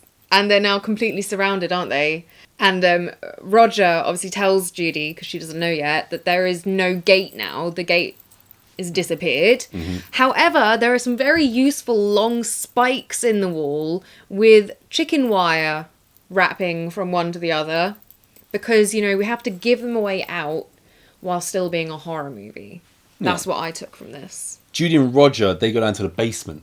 Mm-hmm. Now, they finally went to the basement. There's like this skull on an oven door. I think it's supposed to be the demon face, possibly. And like I said, it was previously a crematorium, they find out. And while they're there, and they work out that it was a crematorium, we've got Stooge, I think, and Angie banging on the other side of the door, kind of taunting them, saying that they'll never leave. And Halloween night is special. It's a special night because all things unclean are free to roam. When they hear this, Roger and Judy kind of work out amongst themselves that all they have to do is survive the night now. If they can make it till morning, then Halloween's over and everything will be okay. Yeah, absolutely. And by this point, Roger's kind of being a bit useless, isn't he? There's no Sal anymore to be up and G'ing him up, yeah. Roger's just crouching down into a ball on the floor. And it's actually Judy, of course, our good girl, who with no knickers, loosens some pipe work from the oven. And this place has no electricity, but it does still have gas connection. So you can have a flamethrower. And as the monsters break through the door and she's trying to get a spark from her lighter, which just isn't lighting, of course, at the last second. Yeah, and she lights up both Angie and Stooge. And there's a miniature respite for them both, but it's not long before they run into blind Jay, burnt Angie, impaled Sal, all just standing around. What's the matter, Judy? Don't you like a blind date? Yeah, that was nasty. He was dumb. Nasty. Roger decides to launch himself out the window. Roger. He's like, I've had enough of this. I'm throwing myself out a window. And now it's just they have to get past that wall and over the stream. Which is where the spikes of the chicken wire come in handy. So they climb up the barbed wire. Yeah, Roger manages without too much trouble, really, doesn't he? Yeah. But to be fair, I was thinking you don't even need to touch the chicken wire because those wall things are so well placed. You could have just used those. But anyway, we have to have the gore and the blood, don't we? You're learning. It's when Judy starts going up. She's a bit of a wuss now all of a sudden. Yeah, and all the demons are below. And they catch up to her, and apparently just the touch of their hands on her flesh makes it all burny and stuff. And you think that's it. You think she's had it, because Roger's already on the floor on the other side, but somehow he manages to get back onto the top of the wall. We don't question that. He's Superman now all of a sudden, and he manages to pull Judy to safety. And as he does, all the demons die. Because the dawn's come. Yeah, and we see that original demon from the mirror like, oh. Yeah, the silly CGI thing. Yeah. Now the old man from the beginning. Oh, yeah. Yeah, he the one who's cursing them. Oh, yeah, we didn't even mention right at the beginning when he's picking up his stuff and he's like, oh, you'll all get what you deserve tonight. He's got an apple and a little pack of razors. Yeah. We didn't even say, yeah. Yeah. He's at home and his wife has made for him razor blade pie. Yeah. He's a twat to her as well. So when he starts, gushing blood and he's passed out in his half-eaten pie, she's like, good morning, dear. Or something like that. So I guess Ed Smoke's Salad Sal isn't a douche at all because the old man is such a twat that he's only really had a problem with Billy, who's a bigger twat. Jay. No, Billy. He's Who's had a problem Billy? with Billy. Oh, the little kid kid. he had to bribe. Yeah, that's when he came across. So you're thinking, oh, this guy's a bit of an idiot. But no, he's just dealing with Billy. Yeah, because you have Billy's to get down to his level. Absolutely. Yeah, so happy Halloween, dear. And then 80s power ballad credits. Yeah, this is good. I really enjoyed it. I loved the makeup effects they did for the demons. Mm-hmm. I liked that even though a lot of it was stuff you've seen before, it was still enough of a sort of surprising movie in small ways that it was just really fun the whole way through. And it moves really quickly. It does move quickly. So, you got the whole Evil Dead influence, as I said, the whole Demons influence, as in the Italian movie Demons. I also just want to mention the guy called James W. Quinn, who did all the demon voices. Okay. Yeah, so as someone who does all the voices for his own movies, yeah, very impressive from Mr. Quinn there. Yeah. Absolutely. This, as I said, this movie has a sequel, has a couple of sequels. It's already been remade. It's been remade on the cheap. It has Eddie Furlong, John Connor from Terminator 2 in it. So they'll probably try and remake it yet again. Yeah. Because this is a bit of a like a hipster movie. Now, oh yeah, Night of Demons, 80s. TikTokers will claim to love it when they don't really know what it is. One of those ones. Yeah, it's coming more into its time now more than ever, I'd say. Would you enjoy watching or want to watch a sequel to this? I would want to see the sequel just to see if they've continued with any of the characters. No. Oh. Maybe. That's a bit sad then. Oh. This film as well, I would say, compared to Phantasm, it was just slightly higher on the silliness scale. It had those kind of throwaway jokes like Blind Date and I feel like Pork. Yeah, it's a silly movie, yeah, like that. But my top place, Waxwork. Just got to quickly mention as well, the girl that plays Suzanne, Yeah. Linnea Quigley, she's also in Return of the Living Dead, Silent Night, Deadly Night 2, Graduation Day. She's a real horror icon. And she, isn't averse to getting her kit off in the 80s. No, clearly. But yeah, my first place this week is far and away the one film that really made me think, wow, this is naff. But I loved it. Yeah, I get what you mean with that. This Waxwork was so joyous to me because it's just lots of fun. It is a lot of fun, yeah. But it was also the one where I was like, oh dear, no. This is essentially what I would class as like a children's horror movie. It's a bit gory for a child's horror movie. Kids love gore. I mean, absolutely, this is think of the Marquis de Sade. This is not a children's movie. Yeah, but even though that is a woman being whipped to orgasm. Yeah, but they wouldn't understand what's going on there. I like your parenting skills. That's the family vibe. Family films where everyone has some level of enjoyment. That's the bit for the adults where the kids are like, I don't know what he's saying. I just see a woman getting whipped, which is totally acceptable for a kids movie. But the parents are understanding that there's like a whole sexual undertone here, and yeah. No wonder I liked this movie so much when I was a kid. So Waxwork from 1988, directed by Englishman Anthony Hickox, who also did Waxwork Part 2. He did Warlock 2 and Hellraiser 3, Hell on Earth. Now, that's probably the one you know the best. It's when Pinhead is caught in the marble statue. I very much enjoy that one. You get people with CDs flying, cenobites with CDs flying out of their heads, and it's when Pinhead turns into a Freddy Krueger type. So you can see his style in Hellraiser 3 massively, can't you? Because like you say, Waxwork is silly, and there is an element of silliness which is brought to Hellraiser 3, which a lot of people hate. I hated it originally. Now I've learned to love Hellraiser 3 over the years. Again, it's one of those things when you're so expectant of a certain tone and what you've been given thus far, and then it's so different. I can totally see why you'd hate it originally. Clive Barker was somewhat concerned. He was like, I've seen your previous movies and I do expect you to respect the material, and he did it enough, but yeah, it does get silly after that one. But anyway, it's enough about Hellraiser 2. In this, as well as Anthony Hickox directing, Hellraiser 3, yeah. We've also got Zach Galligan, of course, of Gremlins fame. Right, he's the rich boy. Mm-hmm. We've also got David Warner, who plays the Waxwork man, the man who owns the Waxwork. Mm-hmm. You probably know him best as Sydney's theatre director in Scream 2 when she's playing Helen of Troy. He's like, you have to get at the heart of the character. Yep. We've also got John Rhys-Davies, actor. And we've got from Twin Peaks, Bobby, Dana Ashbrook. Remember Bobby from Twin Peaks? I recognised her from? Him. Oh, wait, who? Bobby's the guy. Bobby's the guy that comes across Jonathan Rhys-Davies in this film as the werewolf. No. You don't remember Bobby from Twin Peaks? Unbelievable. Yeah, so anyway, we open and the guy is getting his face fed to a fire. It's like back in the day. There's a roaring fire and there's a scuffle happening. Okay, right. And his head gets fed to the fire. Yeah. Mm-hmm. And now we're introduced to the present day, where Zach Galligan is super rich. He's even got a butler called Jenkins. Yeah. Not Jeeves. And we're also then introduced to two blondes, China, who is somewhat Zach Galligan's girlfriend, but not a very good one. No. And her friend Suzanne. Sarah.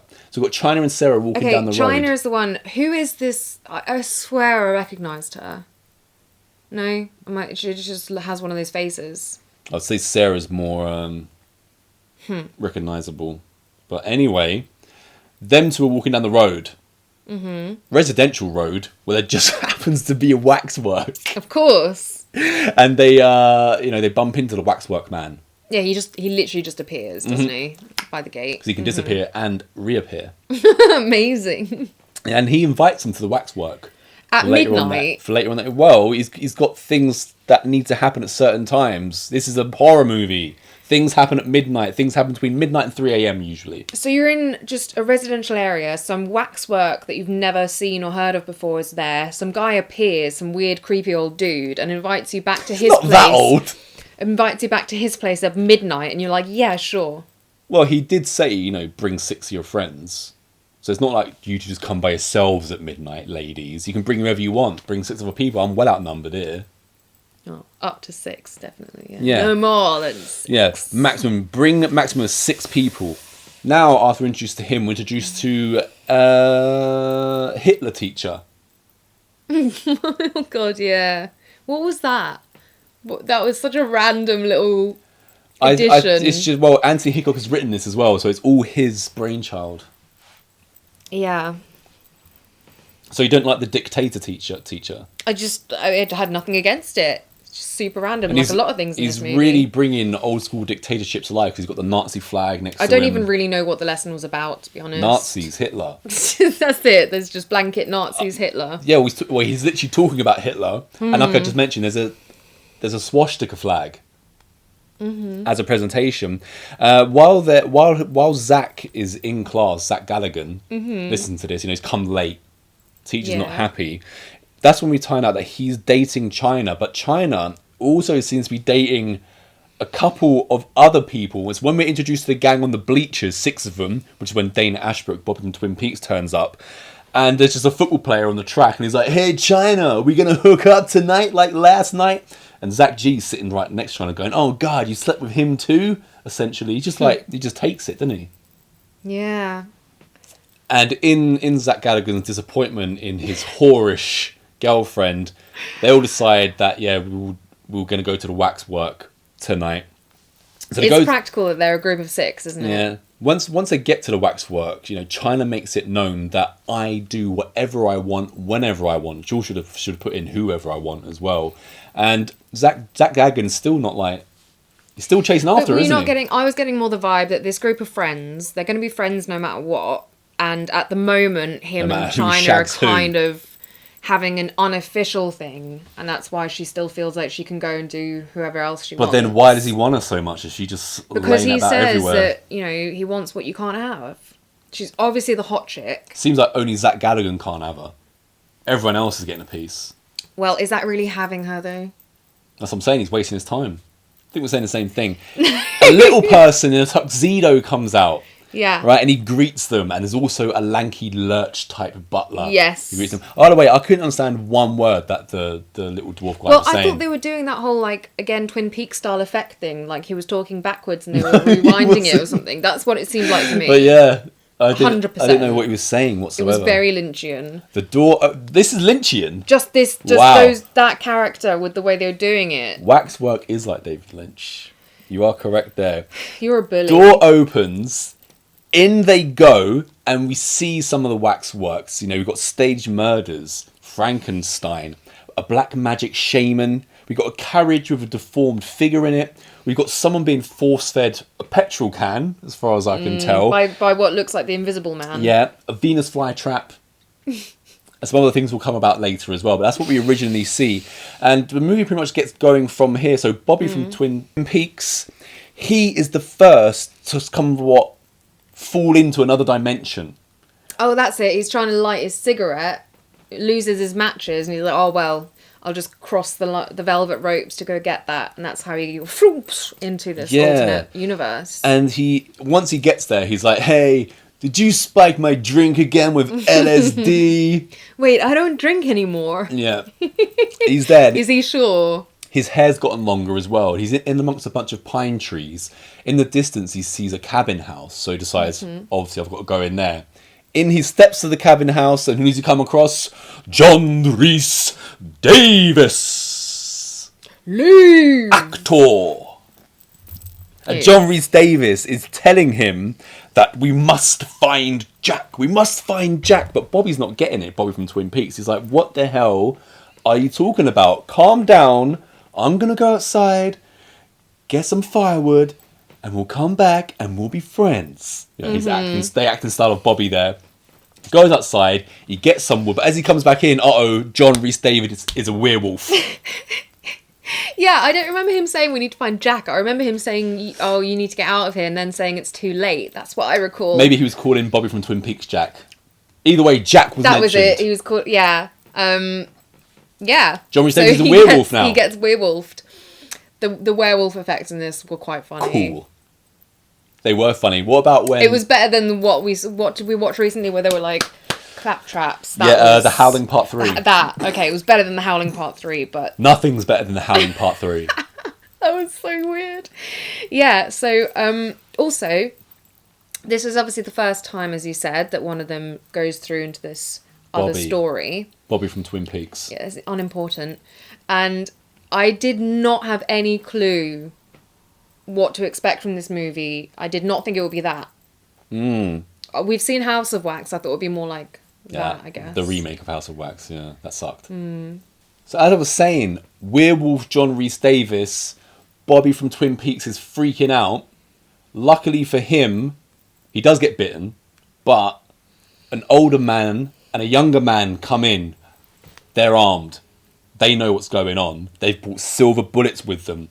They blow away the werewolf John Rhys Davis, but not before. You know, someone tries to get the werewolf and it misses him, and the werewolf is like dusting off his shoulder. It is really silly, isn't it? It's So silly. when the old man manages to shoot the werewolf with his silver bullet, he then notices, unfortunately, that Bobby is changing. But before the change, the wolf crushes the young guy's head. Yeah, well, bursts his head. I mean, you say they came in prepared and all this, but I don't think they were that prepared, because the older guy spends like half an hour just rooting around for silver bullets to reload with. This is a horror movie. What an idiot. You can't just be like, oh yeah, everything's loaded. It's over for you, is it? Anyway, Bobby from Twin Peaks is changing on the floor. Another great transformation when Bobby's changing. However they do it. And unfortunately, the old geezer's got to shoot him. That's the end of Bobby from Twin Peaks, aka Dana Ashbrook. And now, Bobby is part of one of the Waxwork displays. So now that he's become part of the display, the next person we see is China walking around, and she seems to go into what is like the 18th century Well, she seems to Dracula fancy scene. some dude that she sees, doesn't she? And she's like, "Oh, let me have a closer look." I'm like, it's made of wax, although it clearly isn't, because you can see all the actors moving. And remember to be still on action and action. But anyway, Apparently Andy Hickles is a bit of a party boy, so maybe he just didn't care. he didn't notice. In his world, Yeah. everything's always a bit He's shaky. been drinking. May you rest in Anyway, peace. China sees a waxwork that she fancies and decides she's got. I don't know what she's planning on doing. If she's going to rub herself on some wax or Well, can check out what's under the clothes. I don't know. whether it's made of wax or real, can any red-blooded woman, control herself over a Vidal Sassoon style Dracula? Because this is what we get: a Vidal Sassoon Dracula, don't we, with the luscious locks. Yeah, she comes out in some gown with feathers when she's in her alternate story. And yeah, it's There's people sitting at a long table. some cathedral-style dining hall. Chandeliers, candles, all that great stuff. Yeah, and she sits down to the meal, and the guy at the head of the table is like, "Oh, we're sorry that your fiancé couldn't make it, but we're so glad you could join us. Please eat." And she's served a bowl of raw flesh. Raw flesh, which to me looked like mixed berries and syrup. I thought That it would have been a lot more nice pleasant. dessert. And she says the line, "Oh, that's okay. I like beef tartare." Beef tartare. Ah, yes, beef tartare. There's a lot of beef tartare mentioned after that, isn't there? Oh, and you must try it with the sauce. The sauce makes the dish. Yeah, because they all look at it like she's weird at first. She turns down the sauce, so then she has it. Just looks like extra blood. Oh, That's- yeah. that's what's going in. And then she starts to eat it, and the rest of the table are almost like they're surprised / disappointed that she's eating it because they now have to eat it. It seems. No, they're obviously all vampires. Yeah. So they're happy, like, chowing down on this blood flesh. Mm-hmm. But they know that Berries. she's not a vampire. So they thought maybe she would get a bit, like, creeped out by it. But she was just, like, a trooper. Or maybe they She think, is spitting oh my into her god, napkin, though. she's going to be the ultimate vampire because she's not even a vampire. And look, she's eating And she's it. already loving it. Yeah. After dinner takes place, she goes upstairs and she's looking through a wardrobe, other dresses and things like that. And the guy that's been speaking to her, his son comes up and bursts into her room. Mm-hmm. And he says, "My father wants you, but so do I." Then it's revealed that he's a vampire and she's in a house of vampires. So in this world, like you say, she has a husband, fiance. So she ends up down in this like tiled basement, and there's a this bit guy is great. strapped down. His leg has been like picked away out, it's decomposing, and it really reminded me of original Saw. It's a white Right, tiled room, yeah. a guy on the floor with his head blown off. I loved this bit. I thought it was so good because it's clearly insinuated that what they just had for dinner was like just hunks of his calf Yes. and stuff, and he's just there. And it also is, I know we had John Rhys-Davies calling him Jack, and he's like, "I don't know who Jack is." Now it's even more clear that they're put into a story that, they don't know about, because again, she's never met this guy, Yeah, but China he's doesn't calling know her her by fiancé. something, not China. Yeah. And saying, she needs to get out. But the sun vampire comes into the room. The Vidal Sassoon vampire, yeah. And they spend ages going round and round the fiance's, like, gurney type thing. Chasing each other. He then picks at the flesh and eats it. Great effect, that leg. Disgusting. Really nice practical Yeah. effect there. China ends up stabbing him. She stabs the Vidal Sassoon vampire, and she gets she makes a cross, puts it against his forehead at her fiance's behest, and then his head bursts. And there's claret everywhere. Now, two or three female vamps come in. Basically, China vanquishes them, but the best one is she pushes one into a wall of champagne bottles, and all the corks burst through her torso. Yeah. Yeah. I mean, naff, but great. Super. I loved that. It belongs in really Waxwork, not so much in Hellraiser 3. After she's vanquished these vamps, she thinks she's escaped. She goes back But to the it's dining room, but of course, Daddy Vamp. how long can you evade vampires for? And Yeah. she gets feasted on. So she is now part Well, of the she does vampire that. Waxwork. They bring in that whole thing that vampires are like hypnotic, don't they? Because she starts just going towards him with her neck exposed. And then Devour me. now we have another new waxwork, replete with china. So we're left with Zach Galligan himself and Sarah. They're in the waxwork display. Zach Galligan says, I'm going to go and look for the others. He literally takes 2 steps and turns around and is like, I'm done looking now. Can't find them. That's the end of that. And so then they come across the dwarf guy again, who tells them that the others left. Yeah. So they're like, they take his word for it somewhat. Meanwhile, the football player that had called out China from the track in front of Zach Galligan, he's in a phone booth ringing China's parents, asking where she is. He hears about them going to a waxwork.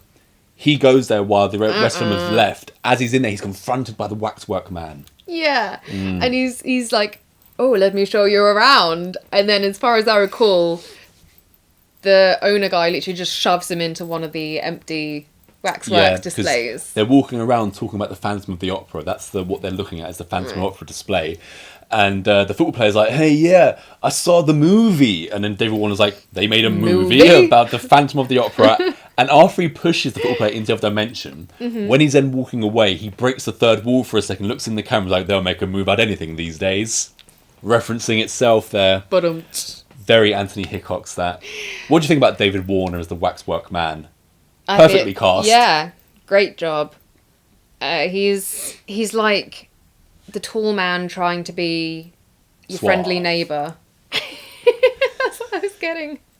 Your friendly neighbourhood waxwork man. Yeah. Just so you know, his official character name is Waxwork Man. That's why I keep calling him that. So now we've already mentioned briefly that Zach Galligan isn't taking his studies too seriously because he's turned up to class late and things like this. And he was given homework for being late. Been given lots of homework by his dictator teacher.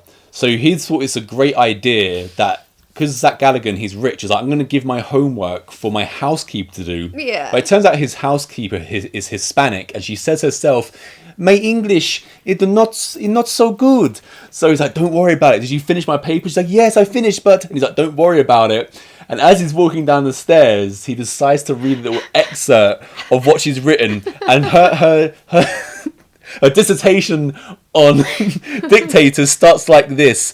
I think dictators are the bad people. They have loud voices and small mustaches. I love that little bit. To be fair, though, I was thinking, like, everyone's up really late. Even when the football guy is calling China's parents to find out where she is. It's past midnight. It's past midnight, and they're still up. And Well, this is like, 88. oh, she's at a party. Anything goes. And, you know, he apparently hasn't had enough time, rich boy, Zach Galligan. to do his homework between, you know, his last lecture and midnight. So he's still, you know, he's like, I had to pass it off. That makes no sense. And it's a weeknight because the dictator teacher's like, I need it tomorrow. So it's obviously not the weekend. So everyone's just up and about past midnight on a weeknight. That'll teach him to come to class late, won't it? Well, yeah, not that it stops him doing it again. And, you know, football players, if they're an important part of the school football team, then they're just let off of everything, aren't they? Because sport comes first in America. Zach Galligan, he's been calling around for Tony in China, Tony being Bobby from Twin Peaks, right? And they're nowhere to be found. So he's like, what can I do now? I'm going to go to a cop. He goes to see a guy called Inspector Roberts. He tells Inspector Roberts that he believes his friends have been put into a vat of boiling wax and turned into waxworks. Of course, Inspector Roberts doesn't believe him. So, of course, Zach Galligan has to take Inspector Roberts to the waxwork where they go in the middle of the day. And before they knock on the door, Zach Galligan's like, look, when I bang on this door, a midget's going to answer. And Roberts looks at him like... And of course, Waxwork Man answers, David Warner himself, not the dwarf guy. And he's like, well, of course you can come and look around. I've got nothing to hide. But no, kids, we're here. We're not even open yet. Yeah. He's probably making it all up. So the Waxwork Man is taking Inspector Roberts around. Mm-hmm. He tries to push him into another dimension, but he can't. He doesn't manage to. No, he doesn't do it. But to his credit, this copper, who we think for ages is kind of not taking anything seriously, he clearly does notice something about some of the waxworks. Yeah, because later on, Roberts is stalking the waxwork with his partner outside. He goes back into the waxwork. He steps over the Dracula display where he finds China. and he takes a sample of her flesh. That was really well done. That too. was very well done. The way they done. peel it away, and it looks 100% like wax on the outer layer that he's like peeling off, but then underneath you can see all the sinews and stuff. Says everything about the House of Wax remake. That the best part of that is when they just walk up to his mate and take off his cheek. They've stolen it from other movies. Yeah. After he takes this, Roberts is eventually transported to an Egyptian tomb with a beautiful woman and a professor who needs help opening the lid of a tomb. And as they're doing this, Roberts finds like a scroll which says anyone that disturbs the sleep of Raoul will be dealt with appropriately by the mummy Raoul. Yeah, so because when they open it, it's not like the usual sarcophagus and stuff. It's a mummy holding the scroll, but then there's a sarcophagus up against the wall, which opens, and out comes the real mummy. Good mummy. Yeah. Classic style mummy. And when the mummy comes out, there's this other kind of Egyptian fella there who's part of the excavation. He gets his head stamped on by the mummy and more head explosions. We've already had the vampire. Now we've got an Egyptian doctor guy who's had his head trampled. Yeah, and as we all know, there's not really any way out when you're locked in a tomb. Yeah, the professor, he ends up being impaled on a spear, and then the mummy puts the girl and Inspector Roberts into the tomb and shuts the lid onto them. Again, very much like the two in the coffin in the previous Got film. the classic snake tarantula was in the tomb as well. Got to have a snake and a tarantula. Well, yeah. In between all this, Zach Galligan has taken Sarah out of class in a comedy scene. Did you enjoy that? Yeah, well, like I said, he did come late again, and he's like, oh, I'm so sick. Oh, no, I need to take Sarah with me to hospital. Oh, I'm so sorry. And he pulls her out. And to me, I was like, he's so obviously not sick. He's doing it to get his mate out of class. And yet she is still apparently surprised when they get out of the classroom. She's like, you're not sick. Yeah, well, he sold it to her anyway. He takes her... Zach Galligan takes Sarah to his grandparents' attic stash where they're unearthing clues, newspapers, a magic book, and they read that, his Lothmore, I believe his family name is, older Lothmore died in great pain. 36 of his artifacts from his excavation went missing, all belonging to Lothmore, and a guy called David Lincoln disappeared, who was Lothmore's main help with the collection. And it turns out that Mr. Lincoln is the Waxwork man. Yes. Dun dun dun. 36. Okay, that's strange, because I thought the number we're looking at was 18. It is afterwards. This one, it's 36 artifacts have gone missing, and they take the 18 most evil ones later on. Interesting. Okay. Yeah. But the thing is as well, because I think there's like pictures of them together as well. Yep. Yeah. But Waxwork Man has clearly not aged a day since, and he should be way older. So, Zach Galligan and Sarah clearly could tell now that something is very wrong, and quite likely that their friends are missing in this dodgy place. So now there's only one thing to do. Zach Galligan's got to take Sarah to go and see Sir Wilfred. They go and see Sir Wilfred, and they're telling the story about what's going on at the Waxwork. And then Wilfred. Sir Wilfred knows all about the history because he's like Zach Galligan's godfather. And he says there's a collection of the 18 most evil trinkets taken from the 18 most evil men. What is 18 divided by 3? 666. Horror. So scary. And also, they're insinuating then by this that if these are like pendants of the 6 most evil men, that are they saying that like the real live mummy and the werewolf and stuff are real? Hang on there. Hang suggesting? On. Right, Sir Wilfred is suggesting that if you basically he's saying that there's a voodoo belief that you can make a wax effigy of an evil being, and if it contains a belonging of his from his living time, and you feed it a body, it can come back to life. So Sir Wilfred has got the belongings of, the Invisible Man. The Invisible Man, a werewolf, Phantom of the Opera. Jack the Ripper. Oh, the plant thing. Yeah, the Venus flytrap. What the fuck? It was living, it was real. You know about the Invisible Man.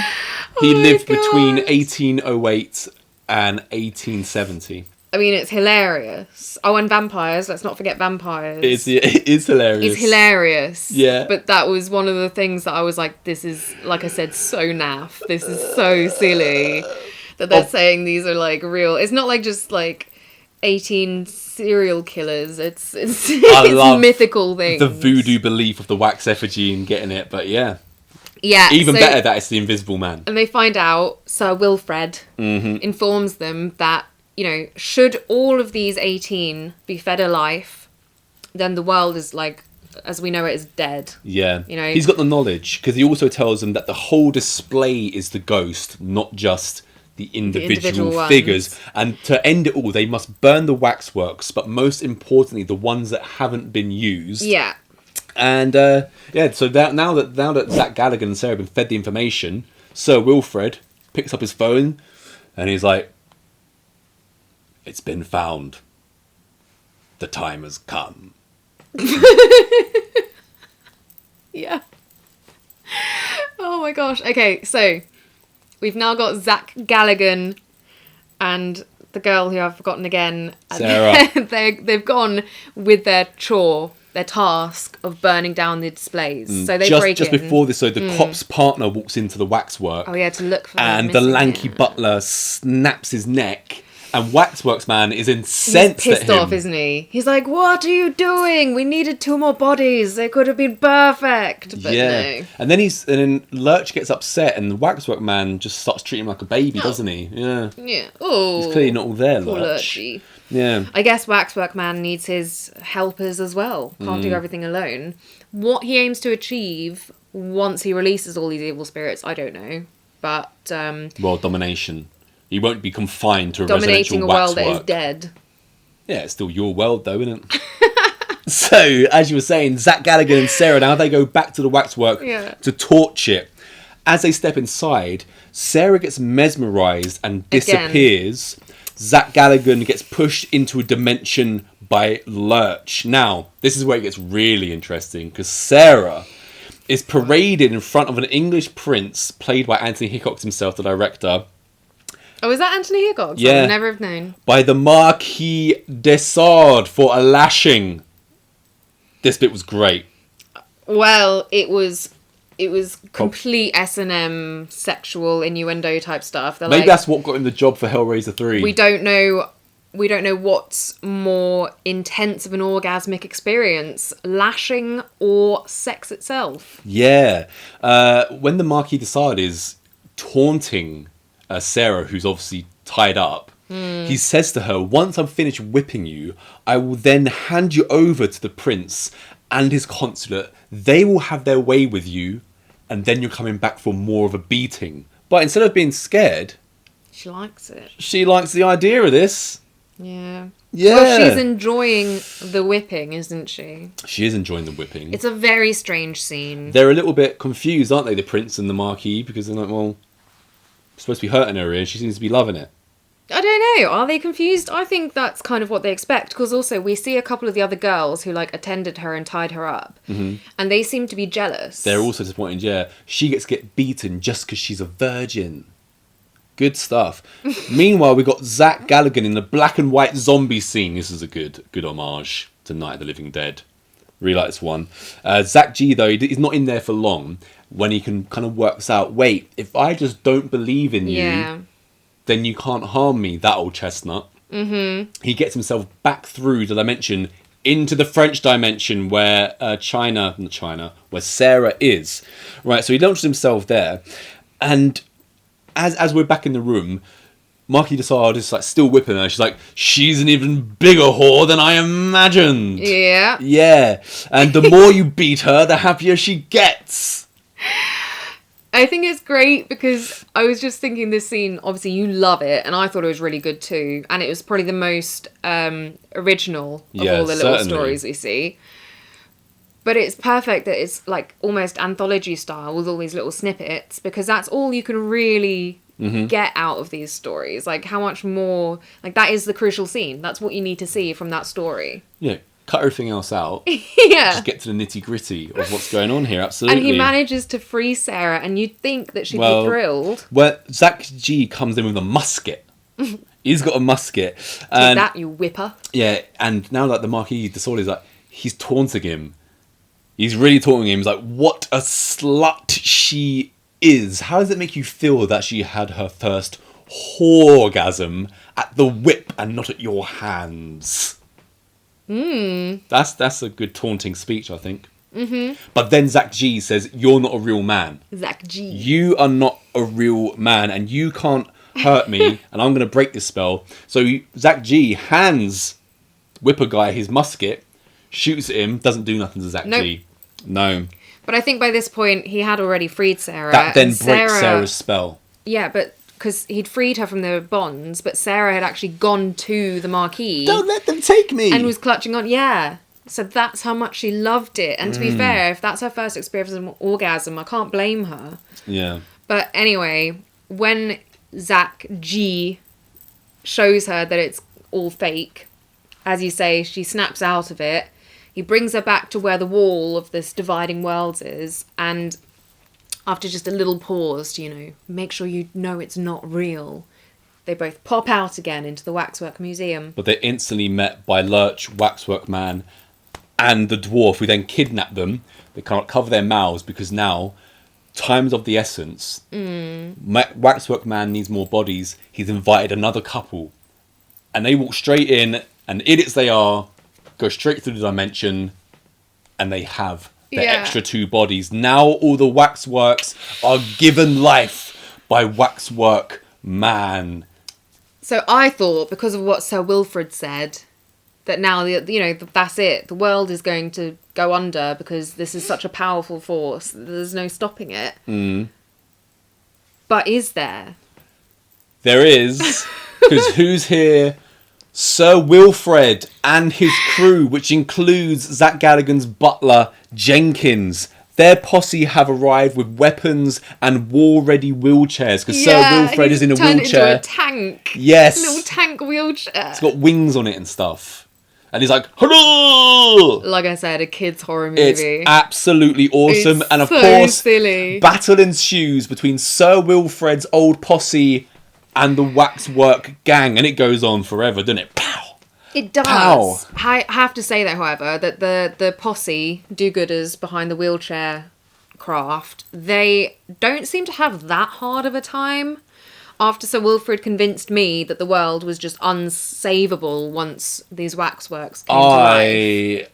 I've got to imagine that this scene over the week marinated in your mind, because when you were first witnessing it, and I kept looking at it like, huh? You just like, oh my god, like what has this movie turned into? Is what I was getting from you. Dumb. So I was actually surprised that you put this top. Yeah, just because of Sir Wilfred in his War Machine wheelchair scene. Like I said, I had it almost exact opposite order for a lot of the week. But then when I really thought about it, and I was like, no, going off, just sat down right now, which one would I probably most likely put on again? And it's this one. Yeah, it is great. Because like I said, it's full of little short anthology things with a good arc, like tying it all together. I like all the performances.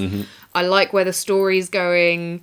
It's constant and fun. And again, it's not easy. Like, they don't manage to stop the waxwork. We now get the final showdown with apparently the 18 of the world's historical most evil people, not creatures.